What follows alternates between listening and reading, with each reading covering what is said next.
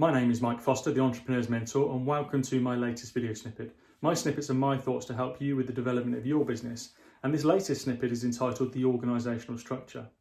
The reason being is that I've had a couple of conversations this week with clients that are looking to make sure that their organisational structure remains lean, but also remains efficient so they can maximise the opportunities that they're facing as we start to emerge from lockdown.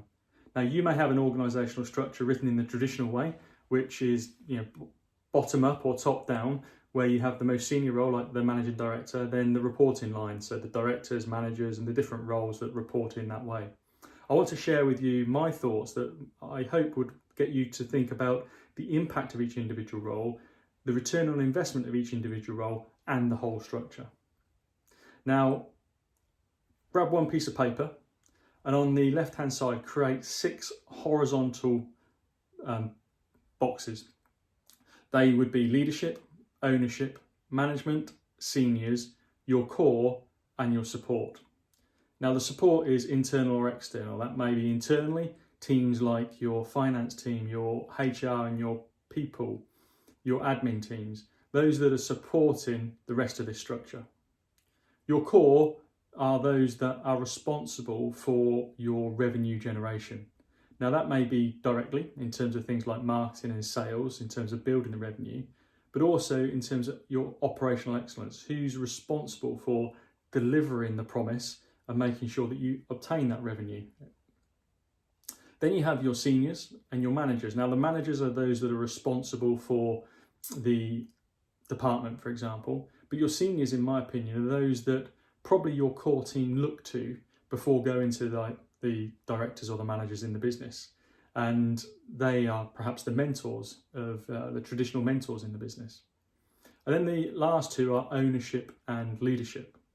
And the leadership are those that are working, your owners of the business that are working on the business. They're the ones that are inspiring on a daily basis. They're shaping the business each and every day, considering strategy, etc. Whereas the ownership box is those that own the business, but they're more working in the business. You may consider those to be your senior managers.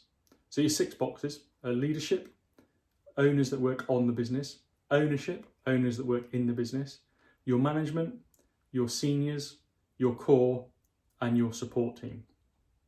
And then create some vertical boxes.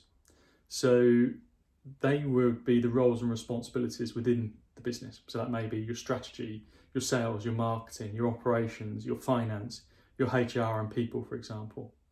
And then what that creates is like a grid of squares.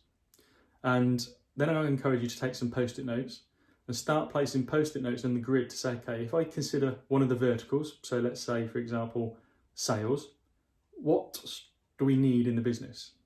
Do we need a support team? Do we need someone in the core delivering? Do we need a manager?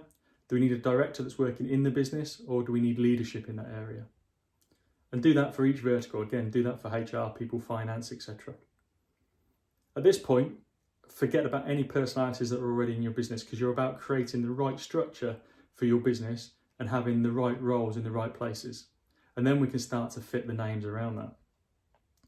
And once you've got the post-it notes in place, you can then start to consider, well, do we need to move some things around? So actually, that's the structure we have right now, but would we be more efficient, or would we be a better business if we moved, say, for example, a post-it note from a business owner who's working in the business to a position where they're working on the business more effectively with that? Or do we have just a support team, but we need to create a manager in that role or a senior in that team? Then you can start to think about further elements. Those further elements might be names you already have in the business, and could they be placed in particular positions?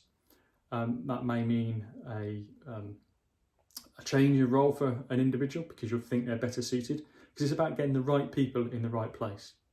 But also you can think about the impact and the return on investment you need for each individual role. So for example, if you've got a manager in the horizontal under the vertical of finance, what does that manager need to do to create an impact and create a return on investment for that role? And think about that for each and every role.